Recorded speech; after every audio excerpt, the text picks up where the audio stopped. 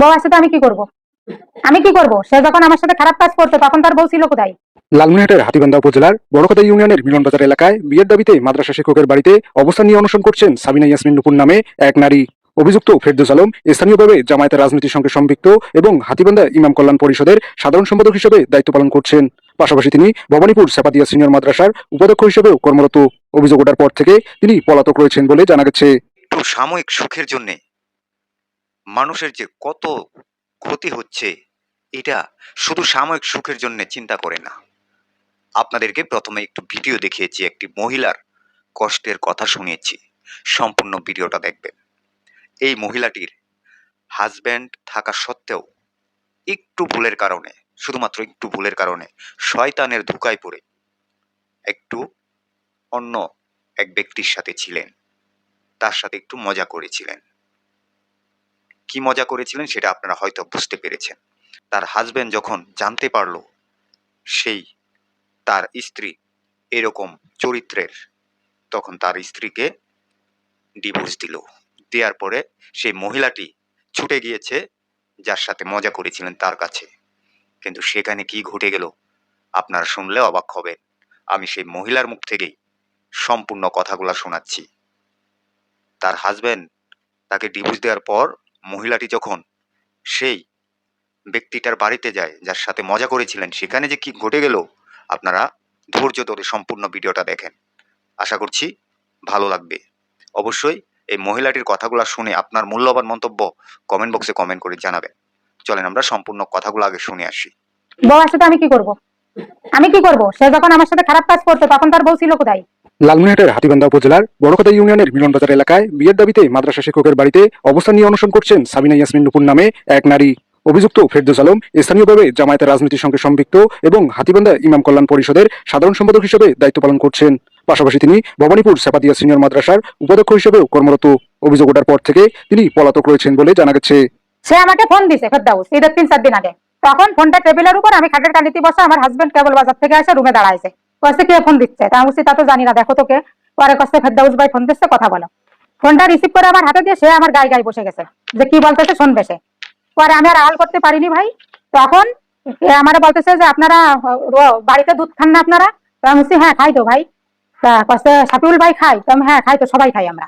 কইছে তা আমারে বললে না, ঘুমের ওষুধ কিনে দিতাম, দিলে ওইখানে ওষুধ খাওয়াই দিলে ওরা ঘুমাই থাকতে, পরে বাইরে এসে আমার সাথে দেখা করতে। আমি বলছি আমার তো প্রয়োজন নাই আপনাকে, আর আমার সেই বয়সটাও না যে আপনার সাথে এই খারাপ কোনো কাজ করা লাগবে, এমন কোনো বিষয় না। তা আপনি এগুলো কেন বলতেছেন? পরে ওই যে আমার হাজবেন্ড শুনছে, শোনার পরে বলছে যে সামনে ঈদ, 3-4টা দিন, এখন আর কোনো ঝামেলা করবো না, তোমাকেও আমি কিছু বলবো না, তাকেও কিছু বলবো না, তবে তুমি আমার বাড়িতে আর থাকতে পারবে না। এই যে তার মনটা ভাঙছে। ভাঙার পর সে আমারে ঈদের 5-6 দিন পরে বেরোয় দেবে। এখন আমি এই ভাইরে ফোন দিচ্ছি যে ভাই এখন কি হবে? বলছে আপনারা ওরা মাইরেই ফেলে দেবে, আপনি ওইখানে নিরাপদ পাবেন না, আপনি আমার বাড়িতে ওঠেন ফেরদাউস ভাই। পরে এখানে আসছি, আসার পরে দুপুরে মনে করেন 10টা-11টার ভিতরে এখানে আসছি আমি। আসার পরে দুপুর বেলা সে আমাকে ব্যবহার করছে। ওনার বউ গেছিল ওই বাড়িতে, গেল, কিচ্ছু বলি নাই। খারাপ কাজ করছে, কিচ্ছু বলি নাই। রাত্রে আসে এই রুমটাতে আমার শুইতে বলছে, এখানে শুইছি, সেখানে ওই একই কাম করেছে। রাত্রে খারাপ কাজ করছে আমার সঙ্গে। করার পরে তবুও আমি মুখ খুলি না। বলছি কি যা হয়েছে হয়েছে, আপনার ভিতর আমার ভিতর রয়ে গেল, কেউ জানতে পারি নাই। ভাই আমার 10 থেকে 15 হাজার টাকা দেন, আমি রংপুর হোক আর ঢাকাই হোক, আমি আমার মতন সেটেল হবো। আমি আমার সম্মান নিয়ে খেলতে চাই না, আপনার সম্মান নিয়েও খেলতে চাই না। আমি সুন্দর মতো চলে যাবো এখান দিয়ে, এইখানেও আমার থাকা নিরাপদ হবে না, আপনি আমাকে নিরাপত্তা দিতে পারবেন না। এইভাবে বলে আমি কিন্তু আমারও পরের দিন সকালবেলা কষ্ট তুমি ফ্রেশ হও, গোসল টোসল করো, ফ্রেশ হও। ফ্রেশ হয়েছি, কষ্ট আমার সাথে হাতি বান্ধাই চলো গেছি। যাওয়ার পরে এক দোকানে আমার ওইখানে বসায় রেখে ঘন্টাখানেক পরে যায় বলতেছে ফোন দিয়ে যে আমি রংপুর চলে আসছি একটা কাজে, 2 দিনের ভিতর আমি এলাকায় ঢুকবো না। তাহলে আমি কি করবো এখন? আমার কোথায় ফেলে গেলেন আপনি? আপনার বাড়িতেও আমার রাখলেন না, এখন বাজারের উপরে নেওয়া, এটা আমি কোথায় যাবো, কি করবো? টাকা পয়সা নাই, আপনি তো জানেনই। তো এটা কোনো সমাধান হলো? কয়েকটি ছেলে পেলে আছে, ওদের আমি বলছি বাসা দেখে দেবে, ও তোমার কোনো কিছুর অভাব পড়বে না। আমি ওগুলো ছেলে পেলে আমি কি করবো? আমার অভাব মেটানোর জন্য তো ছেলে পেলের দরকার না, আমার তো সেই বয়সটাও নাই যে আমি ছেলে পেলে ব্যবহার করে টাকা ইনকাম করে আমার মতন আমি লাইফটা সাজাই নেবো, এমন কিছু না। আপনি এটা কি বলতেছেন? পরে 2 দিন থেকে আমার বলে যে আমি রংপুর রংপুর ডিস্টার্ব করেন না। পরে আমি ওইখানে একটা মহিলার বিষয়টা বলছি, যে কোনো একটা মহিলাকে বলার পরে ওই মহিলা আমাকে আশ্রয় দিছে। দেওয়ার পরে ওইখানে আমি 2 দিন কাটাইছি। কাটানোর পরে ওনারাও, আমি তারপরেও বলছি ভাই আপনি কি করবেন, আমার বিষয়টা একটু ভাবেন না, আমার তো কেউ নাই, কিছু নাই এখানে। আপনি যেটা ফেরদাউস ভাইকে বললাম, ভাইকে আমি আর কি করতে পারি আপনার জন্য? আমার বাড়িতে আপনাকে রাখা যাবে না, তো আমি রাখা যাবে না, তাহলে আপনি রিস্ক নিয়ে কেন নিলেন আমাকে? কেন আনলেন? আর আর এগুলো কেন করলেন আমার সঙ্গে?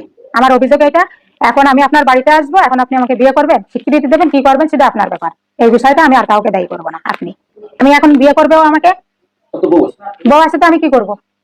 আমি কি করব? সে যখন আমার সাথে খারাপ কাজ করতো তখন তার বউ ছিল কোথায় বলেন? তখন কোথায় ছিল বউ? তবে ফেরদৌস আলমের স্ত্রী জানান, এই মহিলার চরিত্রই খারাপ, ক্যারেক্টার একদমই বাজে। এর আগেও 5টা বিয়ে হয়েছে, সব মানে ফাঁসায় বিয়ে করছে। আর এখানে ঘটকালি আমাদের এখানে বড় খাতায় ছিল, পাম্পের ম্যানেজার ছিল লোকটা, উনিও মারা গেছে এই মহিলারই অত্যাচারে। আর তারপর পরিচয় ছিল কাজের সাথে, হয়তো অত ভালো মন্দ কিছু বোঝে নাই, ভালো পরিচয় ছিল, যার কারণে এই শাফিউল ভাইয়ের কাছে ঘটকালি করে আবার বিয়ে দিছে। বিয়ে দেওয়ার পরে এখানে 5 বছর সংসার করছে। সংসার করার পরে এখন ওদের মধ্যে কি বুদ্ধি করছে, ওরা কিভাবে ফাঁসানোর চেষ্টা করছে আল্লাহ জানুক, ওগুলো আমি তো জানি না। এখানে ওনার হাজবেন্ড নিজে এসে রেখে গেছে যে এখানে 2 দিন থাকবে, চলে যাবে। মহিলা যে এখানে 7 দিন থেকে আসে, কোনো রিপোর্ট দিল না। আর কাল একসঙ্গে কাজী সহ খাওয়া দাওয়া করছে, কাজী রংপুরে চলে গেছে ওনার কাজে। আর এই মহিলা আপনাদের ডেকে যত অভিযোগ দিচ্ছে মিথ্যা অভিযোগ। দর্শক, এই যে মহিলাটির কথাগুলা শুনেছেন, তিনি যে কথাগুলা বলেছে তার সাথে কি কি ঘটেছে, এখানে আপনারা কাকে প্রকৃত অপরাধী ভাববেন সেটা অবশ্যই কমেন্ট বক্সে কমেন্ট করে জানাতে ভুলবেন না। ভিডিওটা সর্বোচ্চ পরিমাণ শেয়ার করে সবাইকে দেখার সুযোগ করে দিবেন। সবাই ভালো থাকবেন, সুস্থ থাকবেন। পরবর্তী কোনো একটা ভিডিওতে আপনাদের সাথে দেখা হবে। আসসালামু আলাইকুম।